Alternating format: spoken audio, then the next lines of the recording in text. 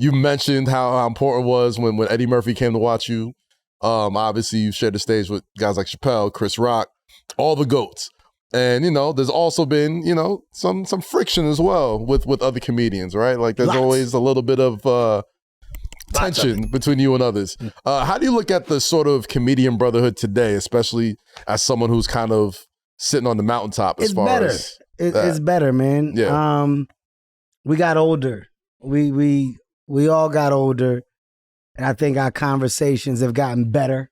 Okay. Right? Like me, Mike, me, Katt. There was always a little ruffle in the water for quite some time, but picking up the phone does a lot. Yeah. Having direct conversations and removing the middlemen does a lot. And I think as we got older, we got better at it. And I don't think the respect level was ever the thing. It was about competition. Not necessarily competition. I think it was more about the idea of what we felt or possibly felt that we should be doing together and that we weren't. And because we weren't, assumptions are made and feelings are developed and animosity comes in, and through the long, gated timeline, then it just becomes, well, you're not fucking with me, I'm not fucking with you. But I think now we understand that we have a job to do, and that job is to be better examples, right? Yeah. So mending whatever the problems were in our days of old and allowing this generation to see like we're not afraid to do that, alleviates the future world of conflict for them. Of course. So I like that. I like the fact that we're much better today than we were yesterday. We're talking about doing a couple different things together. We got some great ideation happening about how we can shake shit up for the culture and give the culture something that they desperately deserve. And that's finding a way for us all to share the screen together.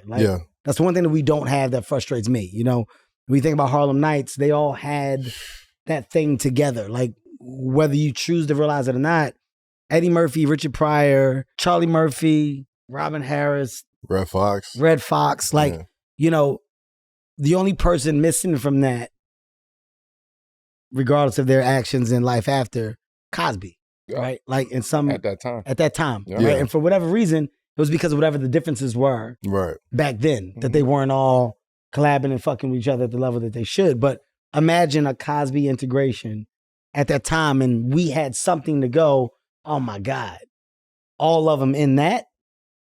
And Living Color is the closest thing that we have. When you think about all of those crazy talented conglomerates that shared that thing. Of course. You can revert back to that and go, oh, this is when they did. We don't have that. You mentioned, we don't have a full version of that. You mentioned earlier about your class. You talked about athletes and comedians, but guys like Mike Epps, Katt Williams, all in that same era of comedy.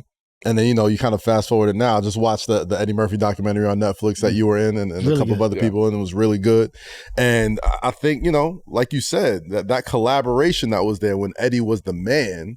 You know what I mean? Like it wasn't just collaborative, but it was almost like a stamp also. Like, if Eddie stamps you, you next. Like, stamp Martin, stamp Arsenio, stamp all these great guys. I'll give you even bigger thought process behind it. Right. Keenan Ivory Wayans and Eddie were running partners, right? Yeah. The creativity that you saw within Keenan, you saw within Eddie. Robert Townsend, Keenan, Eddie. Legendary. Right? From a creative side of it, Robert Townsend and Keenan was like, we got to fuck with Eddie and we got to get behind a creative lens, find ways to do shit or help, because we see that Eddie got that thing. Yeah. How can we collaborate and be a part of that and help that thing? How do we help? Right. So our pen to the pad became the energy source. Our creative ideas, and Eddie was responsive to it. That thing, that collective, there were no egos involved. There was no what you do affects me or what you do affects us. It was, we're all individually going to be able to do whatever we want. Right. But collectively, when we come together, we're that much better. With Dave Chappelle and Chris and myself, I think that's something that we have that's pretty fucking dope. It's ego adjacent. We don't care. Your success has nothing to do with mine, and mine has nothing to do with yours. But man, it's so dope when we get in the room and we talk and we politic and we share information or ideas of what we could do or what we think we want to do.